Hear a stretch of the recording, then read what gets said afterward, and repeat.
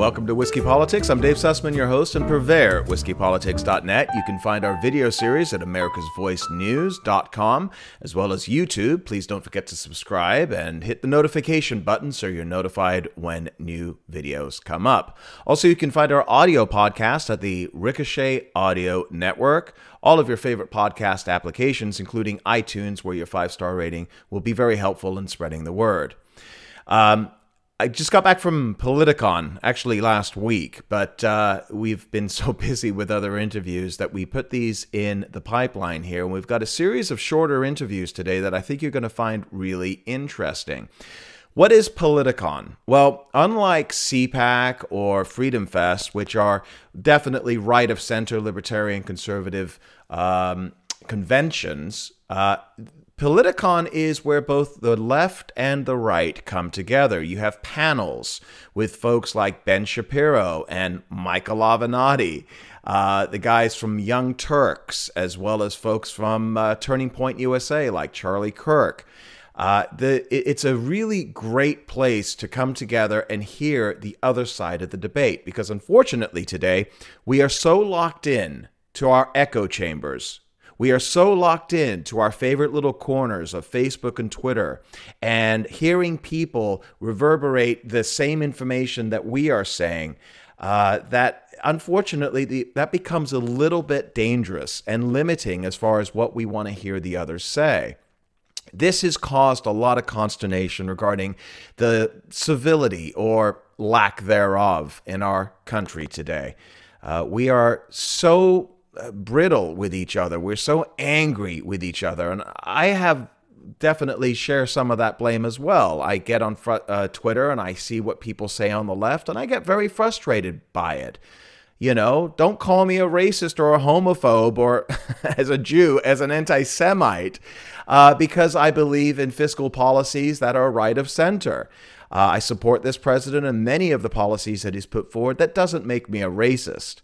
But I probably share some of the blame by calling anybody on the left that doesn't agree with my point of view as a snowflake, or, you know, somebody that just doesn't have any understanding of economics and history and the like. You know, I wrote an article that went up in Ricochet right after Politicon, and I shared a story that I was in the VIP room where some of these interviews you're about to see were filmed. And I sat down. I needed to charge my phone. I found a half-empty couch, and a beautiful black woman was sitting on the other end of the couch. And we started talking, and she immediately asked my politics. She said, do you support Trump? And in code, you have to say things like, well, I support his policies, because I just don't want to deal with being branded as a racist. And she says, well, we've got nothing else to say then. You know, if you support this president, you are a racist because you support a racist. You support a homophobe, you support a xenophobe, and you must be all of those things. And typically that would be the end of a conversation. You throw that word at me, we're done. There's no reason for me to have that debate with you. I just don't have the patience, quite frankly. But my phone was only at 10%, so I needed to sit there for a little while. And also I was tired of walking the halls and listening to the debates. So we started talking, and 45 minutes later to an hour, I was sitting there with her and having a contextual, I thought it was definitely a good debate. It was thoughtful, thought-provoking. A couple of her friends had joined her in the process. We had another black female. She was wearing "The Future is Female" across her chest. A leader from the Democratic Socialists of America, the local chapter there anyway. And the four of us was sitting there having a discussion. I wish I had a tape for it. So what happened was we were discussing the issues without insulting each other, because when you're sitting there and you're facing somebody and you're having a discussion, you realize this is a human being, that this person has a family, they're educated, they have a home, they have children, they have a life, and they have opinions. And you may not agree with those opinions. You may profoundly disagree with many of those opinions. But the fact is, let's talk about them. Let's have this discussion. We talked about everything from economics and education. We talked about the tax policy of this country. We talked about racism in America. We had these discussions Like I said, I wish I taped it.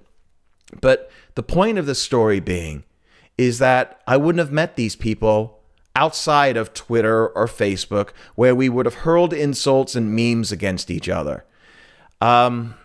Listen, folks, this is not the worst this country's ever seen as far as being divisive. We've gone through civil wars. A lot of folks obviously were very, very angry in 1968, and other points in history as well, which we can all point to. The key is, let's talk with each other, not at each other, with each other. Say, if you don't want to be insulted as a racist, say, look, put that to the side right now. You know me as an individual. I'm the least racist person you'll ever know. All right? Let's talk about the issues and have a contextual, thorough, profound debate about the issues. We walked away, the four of us together, not friends. I'm not going to follow up with them and drink beers, but very respectful of each other. One of the girls gave me a hug. Ladies, sorry. So this is Politicon. This is why we like Politicon. This is why I go to Politicon and why I feel frustrated every single year. We had some fun with Michael Avenatti. He was on a panel with Kathy Griffin. Kathy Griffin kicked out my buddy Jeremy because Jeremy had the audacity to say Mexico should pay for the caravan. Why should America? And she booted him out after a long string of cursing. It was a lot of fun. Michael Avenatti later agreed with us that he shouldn't have, or she shouldn't have kicked Jeremy out. So we yelled out "creepy porn lawyer" and took a selfie with him.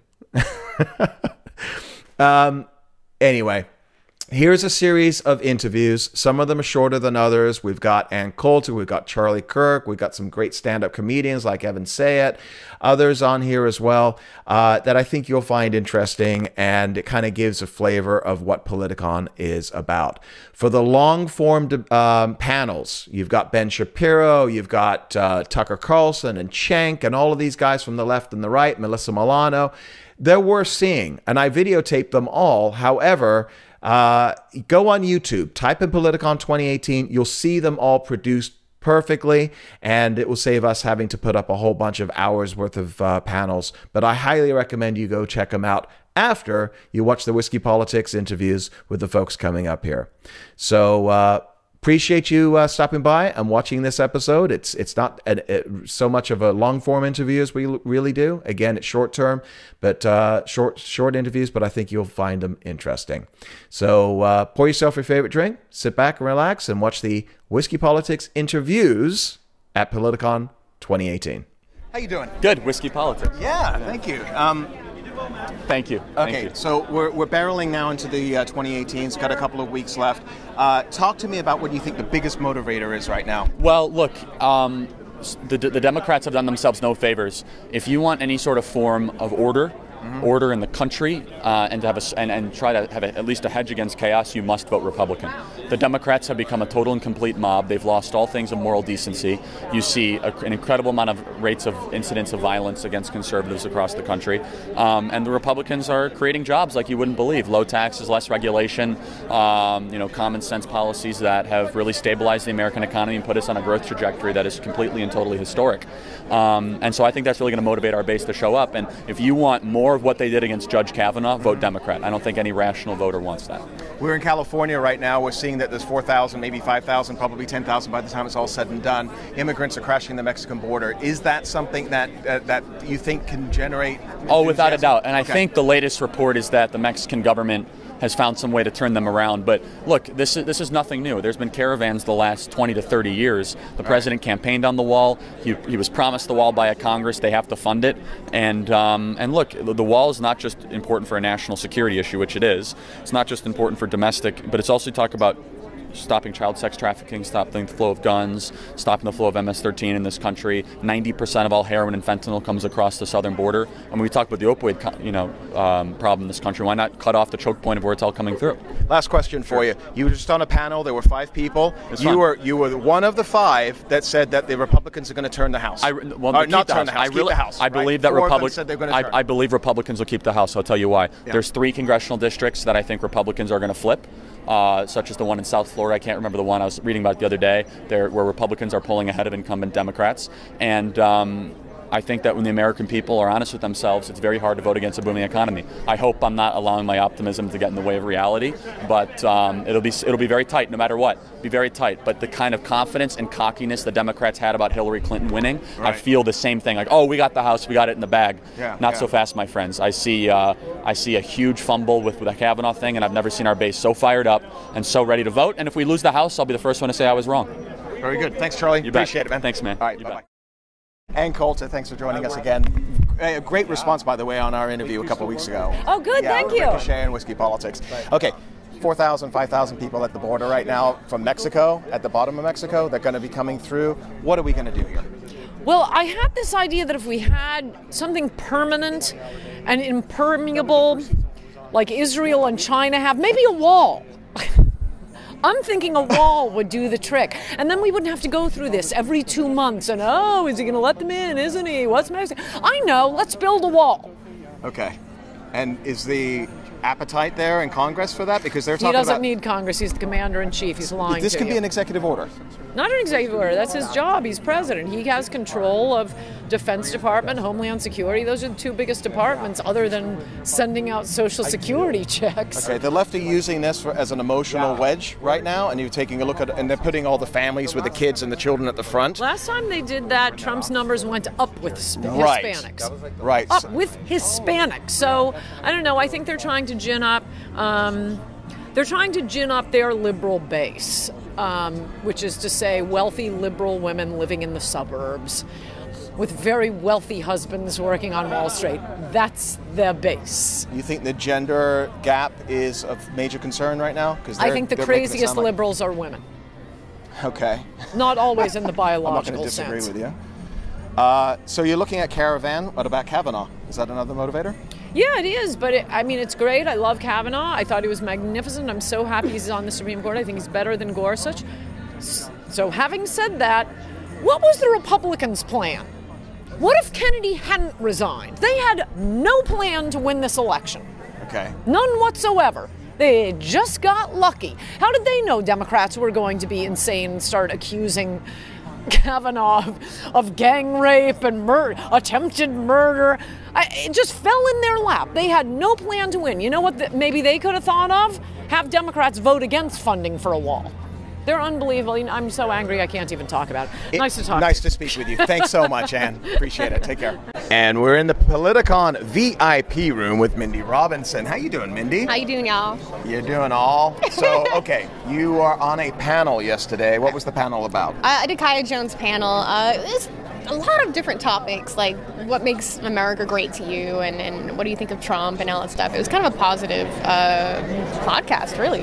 Yeah, and it was positive. What I am seeing here, and I'd like to get your opinion, is that you got people from the left and the right, and they're talking a lot about our political discourse that's happening right now. How are you feeling about it all? How are we able to talk with each other nowadays? I mean, I don't think you would come to a bipartisan political convention without being open. Right. You know, obviously, you have like places like Occupy Democrats, which is a constant echo chamber. Like, you even post a fact and they will ban you. I think they ban me on all 4 accounts just for posting a fact.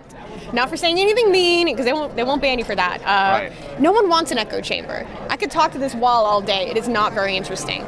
So the people that are here for a discussion.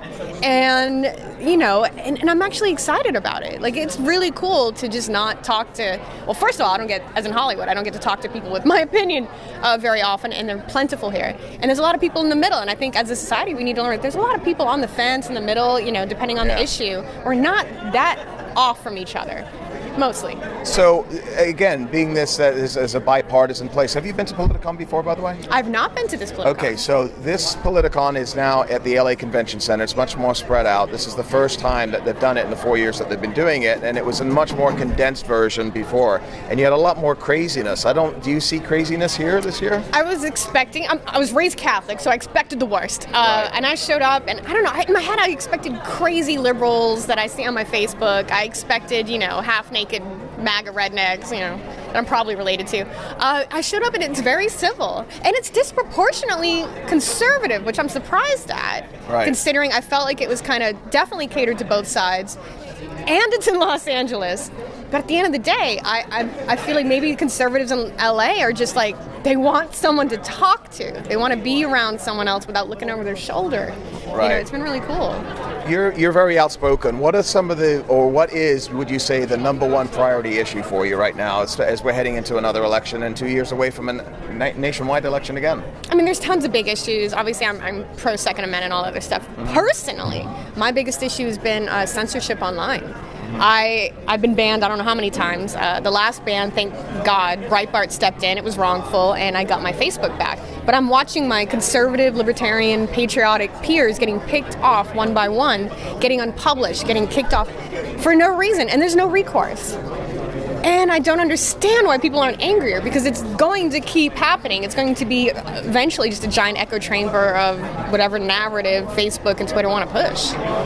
So the control that Silicon Valley has is what you're concerned about, and who's deciding on who gets to post and who doesn't. Absolutely. I mean, you can't see what's happening and not see that it's biased. You have people that are like, I don't know how many times I've heard where people have changed their profile picture to support a fallen officer and had it reported as hate speech and had it pulled down. Like, you've got to be kidding me. Meanwhile, you got Louis Farrakhan, who's not being touched, raging right? anti-Semite, and nothing will happen to them. And I think people are getting frustrated.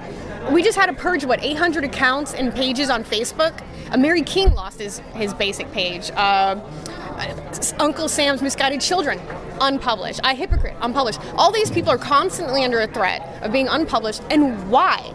They're not actually spreading anything other than they have a narrative that differs with Silicon Valley, and they're not having it. And I think that's unfair. If you're going to have a terms of service, I'm fine with that. But it has to be equal across the board. Otherwise, it's discrimination. I don't care if it's a private company or not. Now, you're an actress. You're based out of Las Vegas, but you do a lot of work in Hollywood. You're in a film, if I remember correctly, because we had you on the red carpet at Gosnell. You're doing Roe v. Wade, correct? I am. I went to support a fellow pro-life movie that's had the same uphill battles. Yeah. We had issues with Facebook blocking, Roe v. Wade's ads to get money. They blocked everything. They kicked our producer off of Facebook. It's absolutely insane. All we want to do is make a truthful, historically accurate film that is inherently pro-life, and the left doesn't want it. They don't want people to think outside the box. They want it to, it's a clump of cells. Really? When's Roe v. Wade coming out? It's in post-production now. Okay. So that's a huge thing. I don't think people realize. Once you have something in the can, you've got to get it closed caption, you've got to get it edited. You usually have to do ADR, you've got to do all kinds of things. Even pan and scan. There are other countries that still have little square TVs, if you remember. There's a lot of post-production that goes into it, and that's what makes a movie look good. So what's weird is in the middle of filming, the justice stepped down, and Kavanaugh we couldn't believe it, that Roe v. Wade may actually be looked at while this film is in post-production and hopefully out, I want to say November, but it also depends on distribution and everything. So being an actress in Hollywood, you're in a very conservative movie. What is the feedback that you're getting from fellow actors? I get a lot of secret feedback. I've been, 10 years ago, I graduated. I have an American history degree. I have a political science degree. I always cared about this stuff. No one else did. And then kind of magically before the election, suddenly everyone was like a pundit, had their 2 cents in. And I spent a lot of time correcting people like, if I have to explain the Electoral College one more goddamn time, there's reasons for everything. I had to explain basic civics, but I did it in a way that was funny. Right. I did it in a way, I like to point out hypocrisy because I hate hypocrisy. I absolutely can't stand it. So I pointed out whether it's my team or someone else's team. Okay. I was delivering news in an informative manner in which the average person could understand, and I did it with humor. Like, what the fuck? I spend most of my time going, what the fuck, as most people do, and people enjoyed it. And I got the Facebook shadow ban, and people manually follow the page. So as I get to my point, walking around LA, and I'm getting recognized more for my politics than I ever did for any of the movies or TV shows I did. And I get people coming up. You've been recognized all over the place here. Every time I've seen you, there's people coming up to you. It is weird. It's cool, though, to actually think about it. I'm not just getting recognized for, being some bimbo in a bikini in a film. I'm getting recognized for what I said, what I say, and what I do. And so people come up to me all the time, they're like, I know your page. I may not be able to retweet it. Like big people, country music stars, A-list actors. I know who you are. I've seen your page. I love it. I can't retweet it. I can't share it. But I appreciate what you do because I'm giving a voice to people that know they will be blacklisted, that know they will be bullied if they come out. So I'm doing some good. I'm middle America. I'm a blue-collar actor. I really am. Yeah. So you're based in Hollywood. You're also in Las Vegas as well. As far as what you think the future brings as far as being an actor, because I've got a lot of friends that are in Hollywood. I can't say their names because many of them are conservative and they don't want to talk about it. They are in hiding, correct? Yeah. So you find that as well? I do. They're terrified. And, I find it such an odd... Think about this. Conservative actors are afraid to come out and, Lord forbid, say they're conservative. Mm-hmm. Well, you have liberal actors saying... regressive leftist actors saying ridiculous, insulting things to middle America, and they're still getting hired. I can't even blame my peers for not coming out, because that's what they're going to get hit with. They're going to get hit with not working and watching people that are assholes get rewarded and get studio films. Yeah. I was invited to a party, which is going to be, there's going to be a lot of Hollywood people there, and it was totally down on the DL. In other words, it was, you cannot say to anybody that you've been invited to this party, you can't post about it or anything, because there are people there that are concerned about their jobs. They're worried about their income because, why? You go to a conservative party, you're outed now. Well, liberals are in power. They've been in power for, but not just normal liberals. I'm talking, they are, Weinstein was a crazy regressive leftist. And he had the power, and he obviously used it in all kinds of dirty, fucked up ways. But he was an Oscar machine, and no one cared. They wanted their Oscar, they wanted the prestige, they wanted their $1 million paycheck. It's bullshit. And I think the only way around that is if middle America has spoken. If you're looking at the box office numbers, they're failing. You can't just put a reboot out. People aren't just going to watch a movie. They're going to see shitty reviews online. Right. They're going to see shitty leftist actors saying shitty things about them and the rest of America, and they're not going to go see it. And that's what's happening. What's happening with other big movies right now? I mean, coming from Man on the Moon. You want to take out the first Man. Right, Man on the Moon was the. We got two problems. I got two problems with that movie. I will fucking say it. First off, you took out the biggest point of it, which is putting the American flag on the moon. How many people busted their ass to try to beat communists and everything else so that they could say America was on the moon first? And you took it out because why? Mm-hmm. It's fucking insulting. And then to have the lead female come out and say shit about Trump. You know what? Fuck you. Fuck your movie. And middle America has spoken, because last I checked, it wasn't doing so good. So how's that working for you?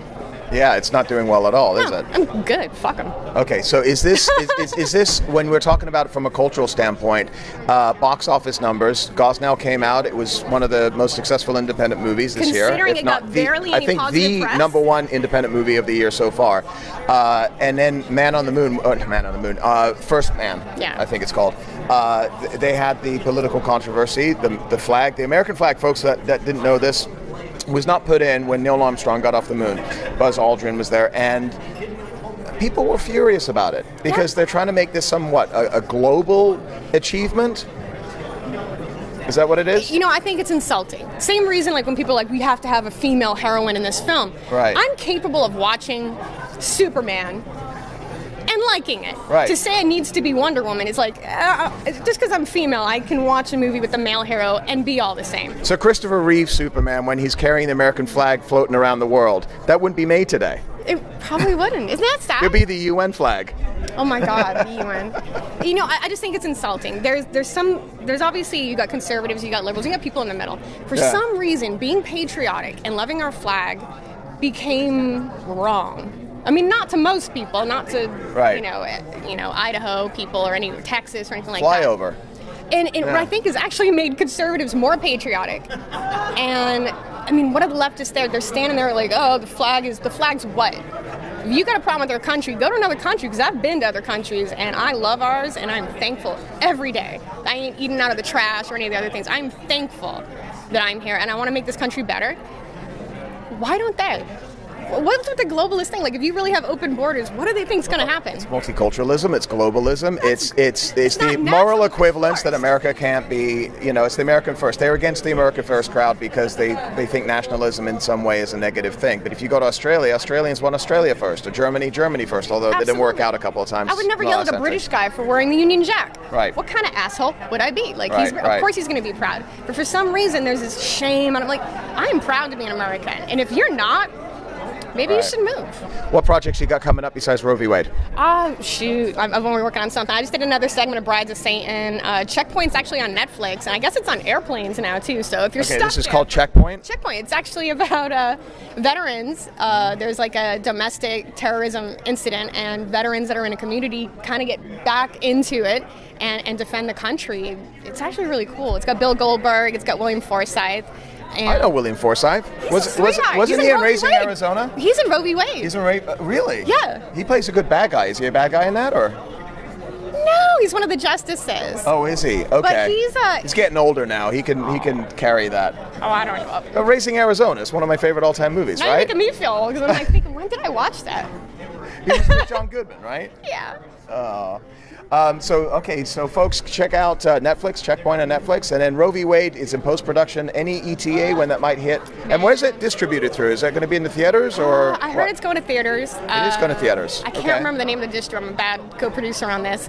But, and then of course, Range 15 is on Amazon Prime if you want to catch it. So that's another. Range 15. It stars almost entirely veterans. They wanted to make a movie using veteran humor, and I'm lucky enough to be one of the few working actors on that. We've got William Shatner. We've got Danny Trejo, Randy cool Couture, is that? Tim Kennedy. We've got like Medal of Honor winners. It was a really cool film. So, and if you like America, you're gonna like. I mean, it's just guns and zombies and. Right. That's All right. me. Randy Robinson, you are. Thank you very much for your time. You are a breath of fresh air here in Los Angeles as far as your perspective of things. Oh, thank you. And folks, check her out. And you're also on Twitter. I'm on Instagram and Twitter at iHeartMindy. The Facebook is under Mindy Robinson. You'll see the flag. Please don't hit my personal. It's a very boring page. And I do the Red White FU, unapologetically patriotic show. We do these segments that are.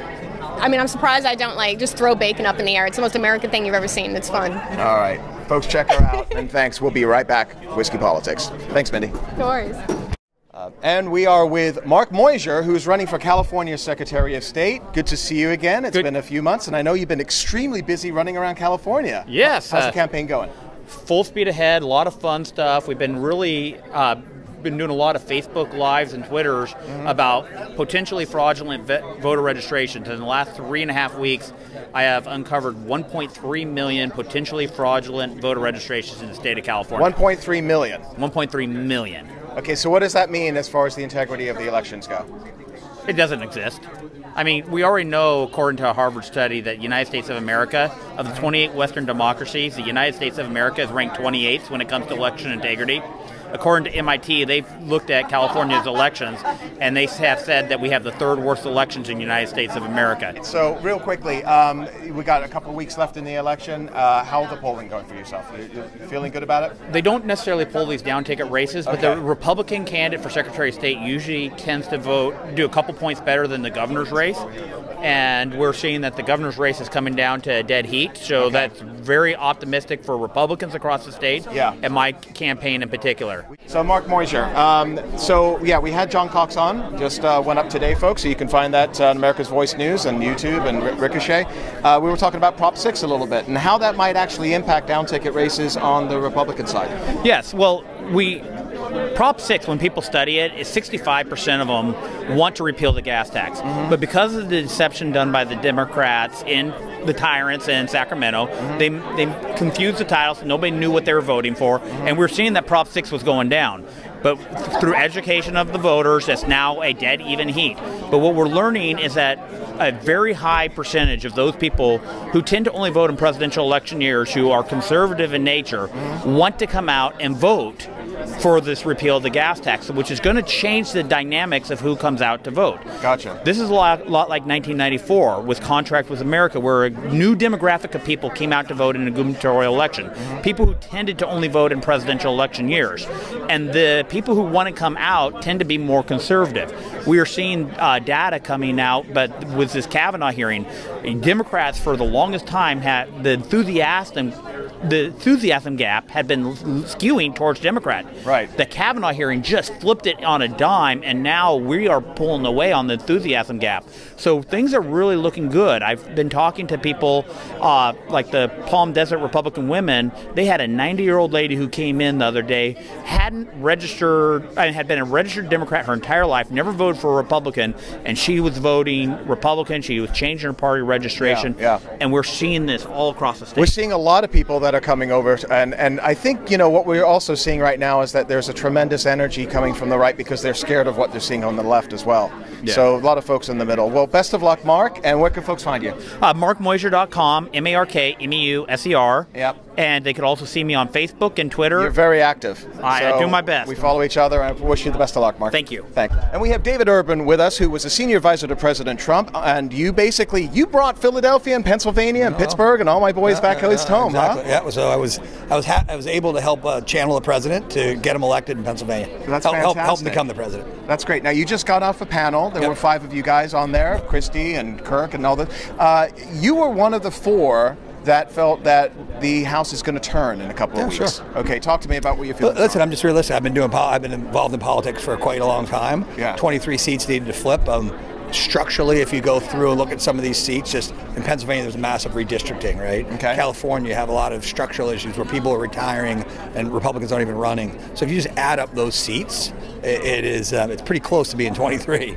And so you need 23 to flip it. You know, I think 23 is not out of the range, out of the reach of possibility here, and so it's very difficult. Do I think the House is going to go by 60, 80 votes? No. So not a huge blue wave. No, I don't think it's a huge blue wave. I think somewhere between that 23 and 35 seats probably end up going. Okay. I think the Senate remains Republican. That's what Cook is saying right now. They're saying look at that. 20, I didn't even know that. I didn't even know that. And there is an outside chance. I think they're giving it a 20% chance, which is really funny because it stays Republican. That's exactly 20% chance it stays Republican. But that was the exact quotient we just saw on this panel. Well, I didn't. So my guess was just, you know, having done this for a little bit, looking at some of these races, they're pretty tough and they go either way. But you know, historical trends, right, show that no sitting president, no incumbent president usually gains seats. There's usually a 20-25 seat loss in the midterm. So in the second year.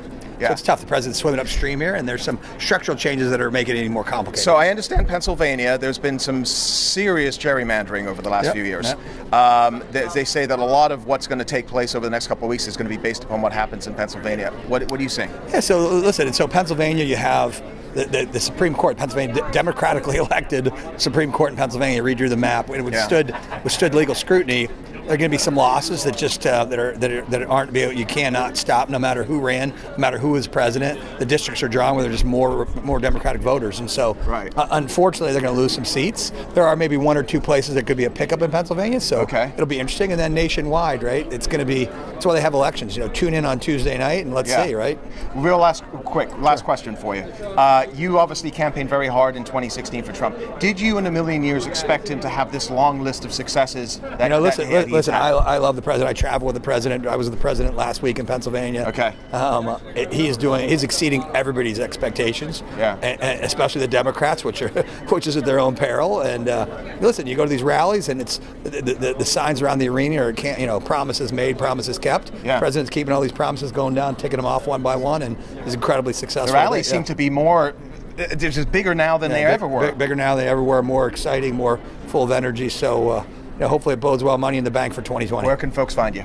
I live in Washington. I'm not really active on social media. You're not on social media? No, not really. No, I kind of keep it low. Appreciate your time. All right, thank you, man. Thank you so much.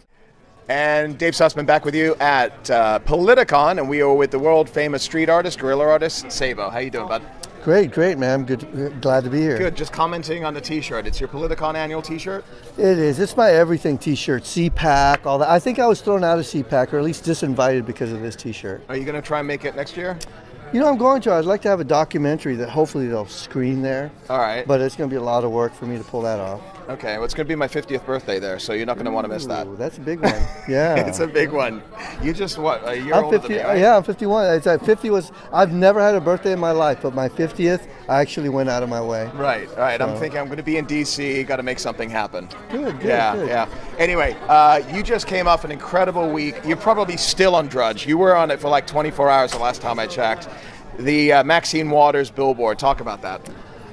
That was a funny one because I spent like a couple days scouting, looking for the right board. Some of them were impossible. This one was almost like God just handing it to me. I was like, dude, it's so easy. Come on.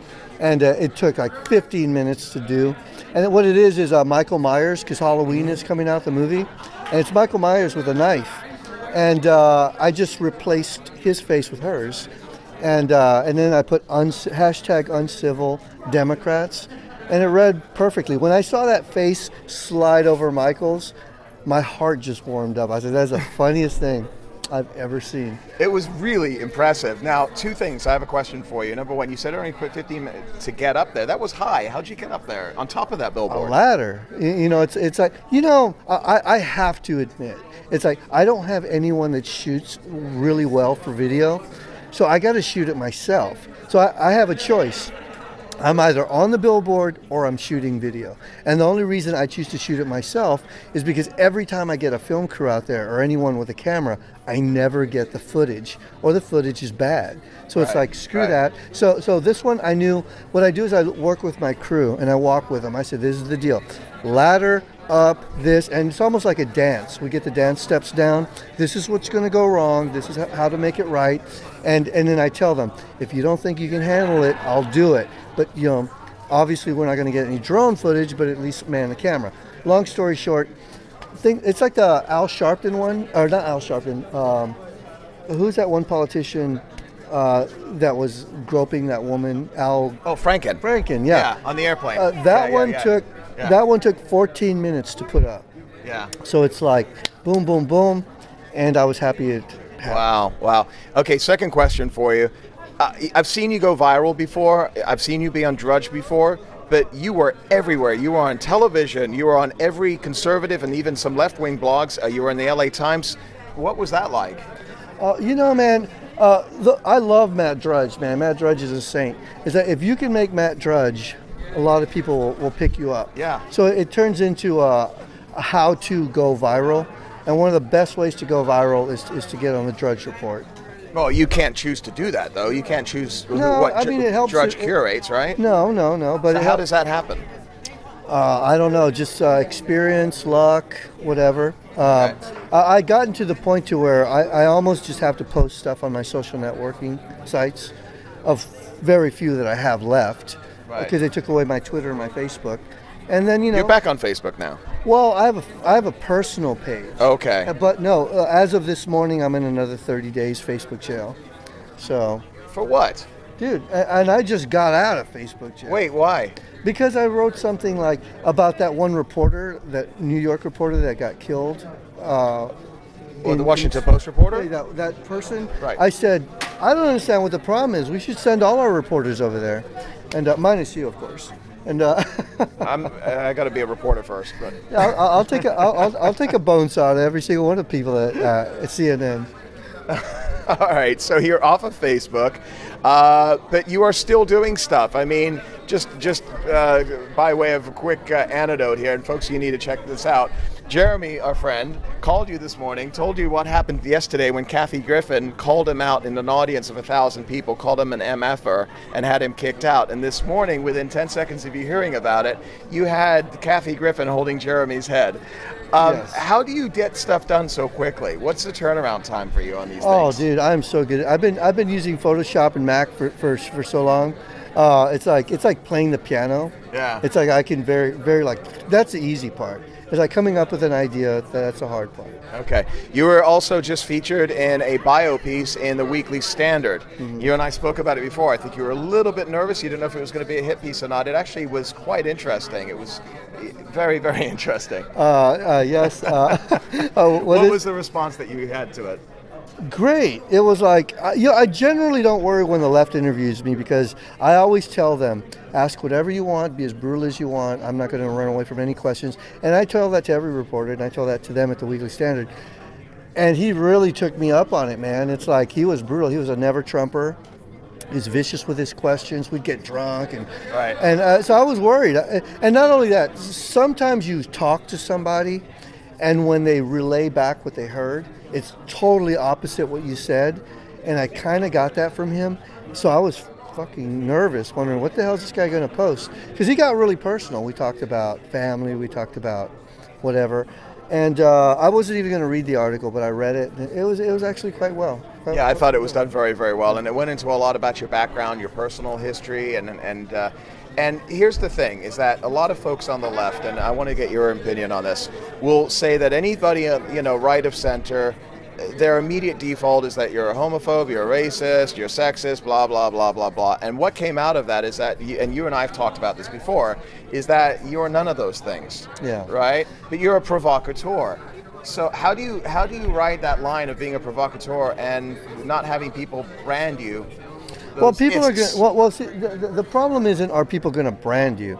The problem is not to fucking care. It's like the left is going to brand you regardless. It's like I truly believe if you're honest and you move forward, in a good, in an honest way, you'll be fine. If I was truly a racist, I would say I'm a racist. Fuck you, but I'm not. It's like I know. This is a complicated conversation, but it's like I know you and I had a little thing online the other day because unfortunately there are a lot of people on my Facebook that tend to spout off in a very anti-Semitic way, and it hurts to know that it hurts people like you because I have a lot of Jewish friends, but it's like I also have a lot of other friends who think differently, and it's like I don't want to turn into the person like Kathy Griffin that throws someone out of my event because they don't agree with me. Right. I want people at my event that don't agree with me. I want this friction. I want the fight. It's like I can't. This is for people to hash out. So you brought this up, and I wasn't going to bring this up, but what is there a line for you? I mean, for those folks that are not aware of what took place, you posted something. I think it was your billboard, right? No. It was you posted something about somebody else. Okay, I don't want to get into that issue. But you had one of your followers, not necessarily a friend, couple of them that made some anti-Semitic statements. Mm-hmm. Okay, and I called them out on it. Yeah. And you and I spoke offline on it. Is there a line that, from your perspective, that people can or shouldn't cross, or is it just? Yeah, there is, and it's if someone was to say, this is where Dave lives and this is where Dave works. Doxing. Yeah, I would. Okay. I'd take them out. It's like if it has anything to do with violence or anything like that. Right. No, I mean we can have a vicious, spicy conversation and not go there. Mm-hmm. But it's like the minute it goes there, then it gets personal and all this kind of stuff, and that's where I cross the line. Okay, so there is a line, and you and I noticed, by the way, we'll finish up here. Go ahead. Okay. And I noticed real quickly, we'll finish up here, that you had those comments removed. I didn't. Then somebody did. I removed one. Okay, there was one, and it was a thread within that got kind of ugly. It's quite possible. Okay. I did that. Would I undo that? I probably, if I had it to do over again, that's a tough one because it was a hard. Well, here's the reason, and I ask you this, and this is what I said to you. You're a friend of mine, and I know you don't have an evil bone in your body, and you're not one of the ists. But it's so easy to brand you as that. So why associate, right? Well, have those associations, which people could say, but so-and-so said this, and you let them on your page. See, the thing is, therein lies like the intellectual dark web, which I think is dumb as hell. It's like, because a lot of those people like Ben Shapiro and whomever else, they have anointed themselves to where they say who should have a voice on the right and who shouldn't. And it's like, no, I believe we should all have a voice. If I'm a dick, if I'm an anti-Semite, if I'm a racist and a homophobe and all that, that comes out in the wash, and that's something I'm going to have to deal with. I would rather know that the individual I'm dealing with is a racist than not. Because a lot of people are racist, you just don't know. Once they go home, put a couple scotches in them, they rant in their own privacy. I want to know who they are. Okay. And it's like, I don't believe in. Now, if you're a racist and you just sound like an idiot, you're just an idiot racist. That's one thing. I may not have a conversation with you simply because I just think you're an idiot. You don't make any sense. You just ramble, whatever the hell. But I mean, if you have some good points, or how should I say, I'm still going to know you're a racist, and I may not agree with you. but I'm not going to keep you from having your voice. And Okay. and that's where I believe, when you have the School of Athens and when you have all these schools of thought and philosophy, you have to welcome everything in. It's like, because if you don't, then you don't really have a good forum, at least not a pure one. I think people listening to this, some would agree and some would disagree. I think it really comes down to what your comfort level is. And again, maybe it was a protector of me that just didn't want you associated with some of these people, because I know you're a good guy. I actually had an interview recently. This guy, they call him a Holocaust revisionist. Okay. I believe he was on the Phil Donahue show. A lot of people hate him. Right. And he said, "Do you know who I am?" Before we do this interview, I said, "I think I researched you a little bit." No, but fact of the matter is, dude, I'm just here to have an interview with you. We don't have sex. We're not married. I'm not tied to the hip with you. Right. Now, people could say all day long that I'm a revisionist or an anti-whatever because I'm associating with you.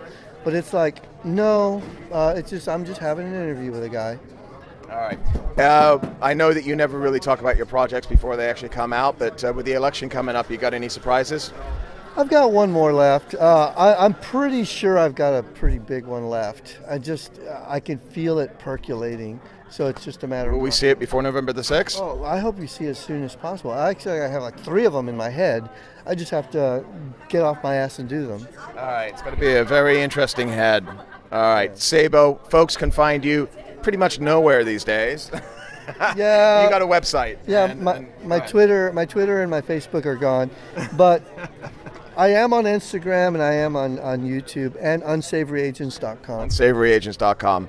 All right. Best of luck with everything, Sabo. Thanks, buddy. All right. And Dave Sussman back with you at Politicon for Ricochet and Whiskey Politics. And we have Evan Sayet, Sonya Schmidt, and Adam Yenser. You guys were all on a panel this morning, and what was the subject? Well, forget the subject. The reason we were all on the panel this morning is so they could get rid of us in one fell swoop. I mean, right? Just put all the conservatives at once, get rid of them, and then do what they really want. And stand-up comedians as well, Yes. Right? Is that what they do? What did you all talk about this morning? Oh my gosh, what was it? Everything from, I almost said immunization, but immigration. It's been a long day, buddy. But immunization It's is almost important the in there, same. too. Yeah. Gosh, what else, guys? But during our panel, we talked about immigration. We talked about immigration. I think immigration. Trump. He brought up Trump and whether he's doing a good job. Reasons not to be a liberal. Yeah, and that was going to be my question. It was like 30 reasons not to be a liberal. I believe it was supposed to be. I believe it was supposed to be. There was an unlimited number of bonus reasons. Is what I learned throughout. So, all right, let's talk about the top 3 or 4. Right? What would you suggest they would be? That the left is full of shit. That there's absolutely nothing on the left but hatred, and that if you want to have a real conversation about how to make the world better, let's have a conversation about it. But the idea that we're racist, homophobes, xenophobes, and that we're Nazis, that we're fascists, that you can dismiss everything that we say because we're evil, well, we're done with that. It's over. So the whole ist argument, and you're done in this as far as the discussion goes. Is the left able to have a discussion with any of us today? Not that I've seen. They're not used to it. They always hang around their group of people, so they have their talking points. So when you bring facts into the situation, it blows their mind. The reason I think it's great not to be a liberal or a leftist, I will say, is because you don't have to be angry all the time. I just couldn't continue that angst and that anger and that hatred for a very long time without having bowel problems. Oh, geez. Okay, stand over there and stand next to Yenser. Yeah. But it's not just angry. It's that they don't offer any path to happiness. Because what I've discovered, and remember, I started off on the political left. I was a brain dead, born.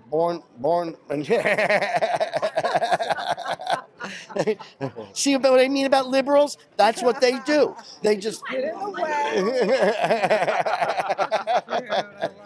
Yeah, I'll be right back. You continue. You continue the interview. Oh, yeah, I got. But happiness comes from having a mission, having a desire to better yourself. Better yourself as an individual, better yourself as a parent, better yourself as a lover, better yourself in the eyes of God, better yourself as a citizen. But when you don't believe that you can be better, in fact, the only reason you're not better than you are is just somebody else is oppressing you, then all you have is this misery. And it's a really sad place. And I do think lowercase L liberals are starting to get it. I do know that college kids are so angry that they're not getting the education, that they're being forced into this pseudo education of self-pity and anger and safe spaces when they want to learn about the greats. And I think it's about having a discussion. And I think on college campuses, like you mentioned, for younger people now, I wish more people were, coming to the conservative side. But I do think when it comes to college campuses and younger generation, the left, as it always has been very divisive and hateful, they've really overplayed their hand. And after Trump won, that could have been a wake-up call to them. It should have been, if they were intelligent people, they would have walked back some of the hateful rhetoric and some of the sort of divisiveness that they've always used to try to break everyone into groups based on identity politics and always try to turn people against each other.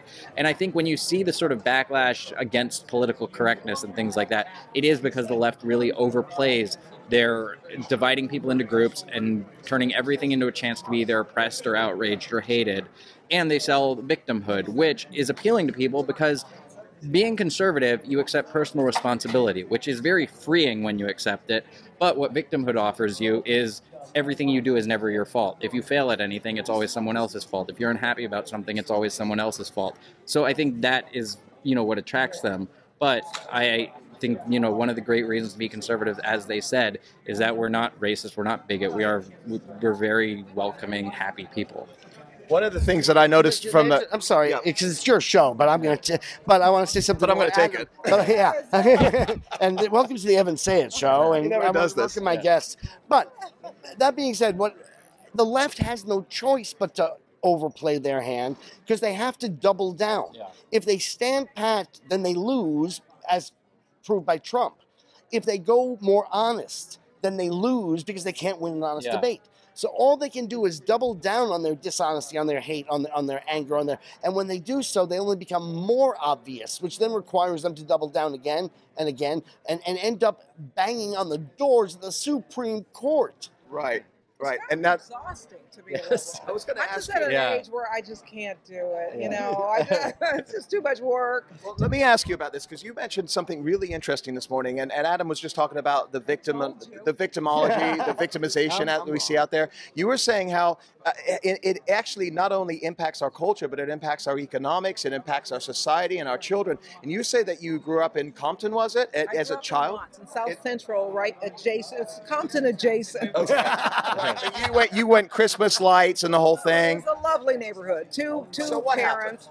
The left came in the 60s and told all the boys that they needed to be angry and join gangs, and they had a right to their anger because of their oppression and all that. And I literally saw guys that I grew up with who had two-parent homes, went to a great school, had Japanese gardeners, now all of a sudden become tiger bear, and wind up in jail. And one guy he's in a wheelchair for the rest of his life because of gang activities. So I saw the destruction of the left and what it does firsthand.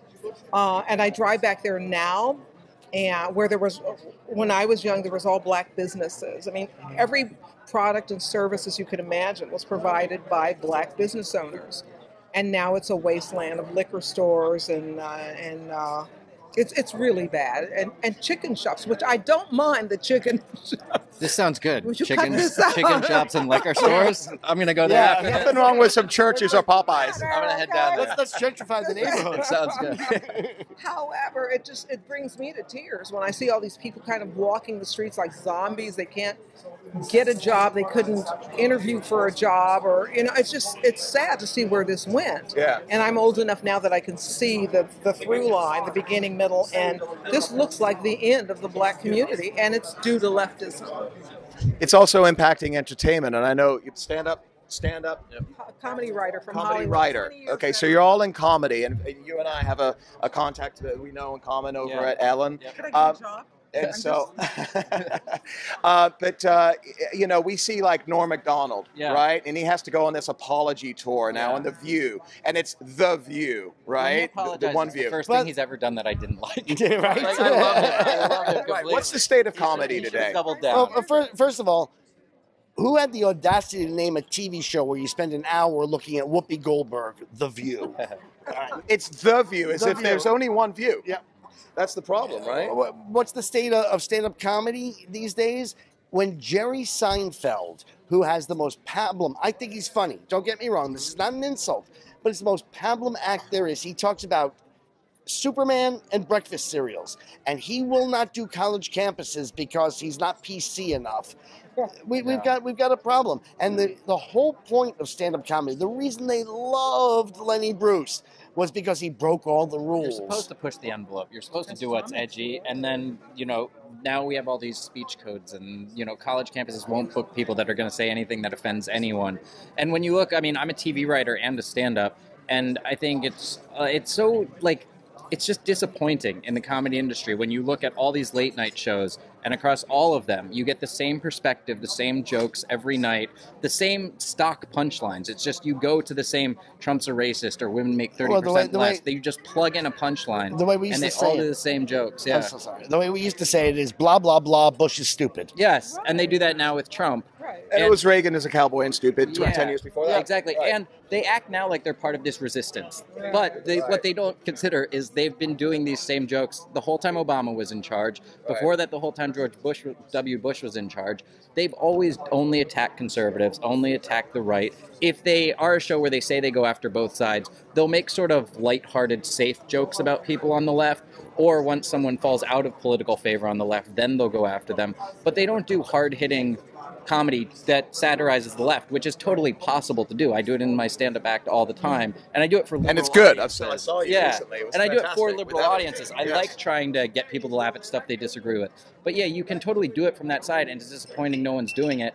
And I think it's hurt people that were formerly funny. Like Colbert, when he had the Colbert Report, as much as it was a conservative character, I loved that show. It was hilarious. I used to like Samantha Bee. I thought on The Daily Show she was funny.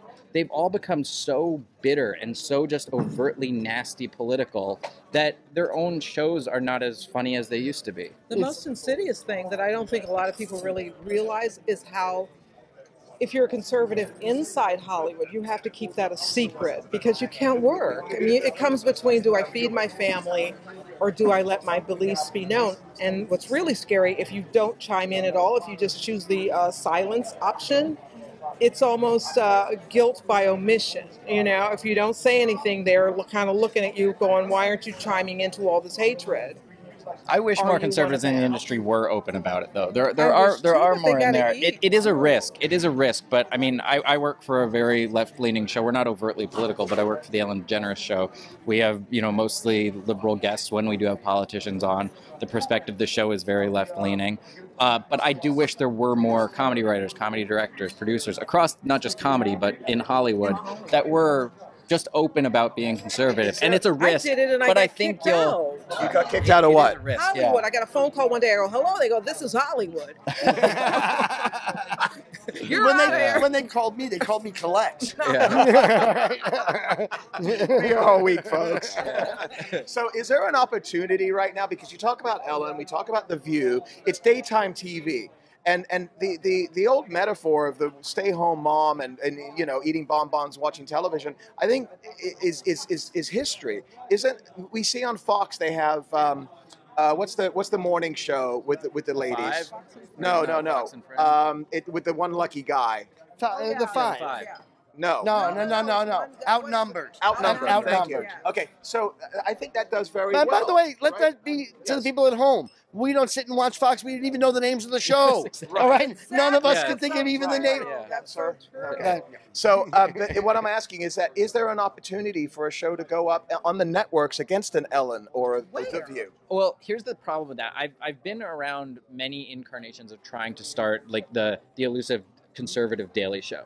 The hard part about it is that there's a bunch of hard parts. One is what she was saying about there are a lot of people who don't want to come out as openly conservative in Hollywood or even work on a project like that. I have pitched the idea of shooting conservative sketches before with people, and I have ones that I'm working on, but the first time when we went out looking for directors, there was a director who literally said, I like this, I think it's funny, but I don't want to be associated with this project. The same thing. So there is that. The other thing that's hard about building an audience is, like I said, when I watched the Colbert Report, Republicans can laugh at themselves. When humor's not just sort of mean-spirited as it's becoming, I have a sense of humor about if you want to make fun of conservatives or Republican people, especially if you do it to both sides. Right. Liberals get very tense. When you make fun of them or try to satirize them in any way, they take everything because they tie so much of it to identity and hatred and oppression and victimhood.